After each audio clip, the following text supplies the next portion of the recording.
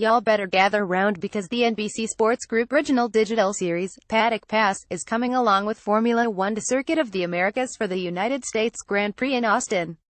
Yes, we acknowledge speaking Texan is an unfortunate but necessary task you have to do in at least one post over the course of the weekend. The latest edition of the digital-only series from the lone U.S. round on the calendar has a bevy of topics to look into as NBCSN pit reporter and insider Will Buxton takes you inside the code of Paddock.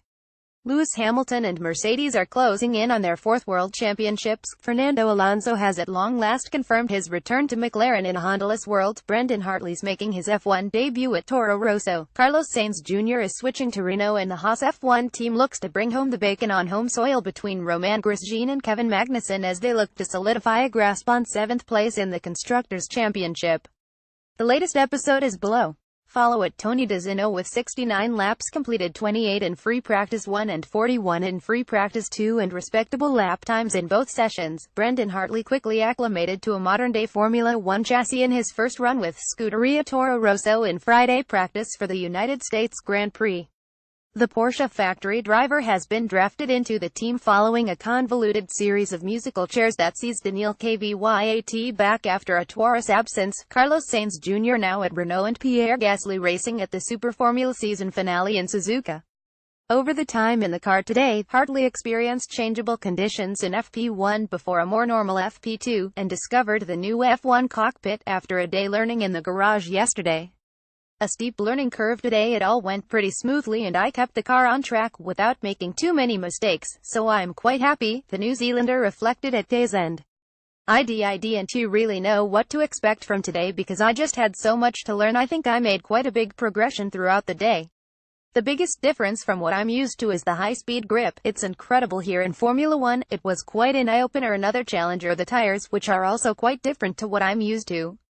On the other hand, the long run looks quite positive and I did a good job managing the tires there. The biggest thing I need to work on now is the new tire pace, and I'll get another crack at it tomorrow morning before qualifying. All in all, I'd say it's all coming together. Well, now work hard and go through plenty of that tonight and hopefully I'll make another step forward tomorrow. His best lap was 1.1 seconds up on Friday. Driver Sean Jalil, the Indonesian Formula 2 driver, in FP1 139.267 to 140.406, good enough for 14th and 1.1 seconds off the returning Kvyat in FP2 137.987 to 136.761, good enough for 17th. Interestingly, the Jalil-Hartley combination in FP1 marked the second time in 3 races that Toro Rosso had a pair of drivers in its cars without a single Grand Prix start between them. Gasly's debut at Malaysia was the other, when he and Jalil were in FP1. Coming into Friday's running, Hartley said he was more ready for this opportunity now than he had been as a teenager.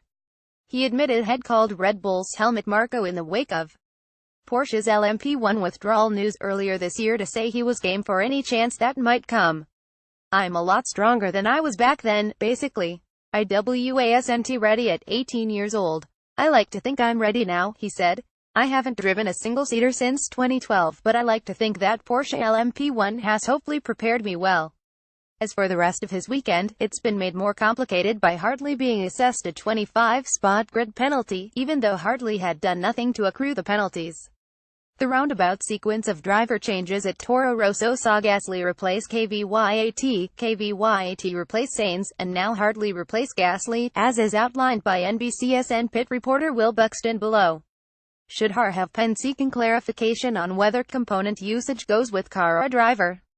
Rules say driver but potential gray area. Will Buxton at the Buxton blog October 20, 2017. Problem is Har replaced Gas, who replaced Kvyat.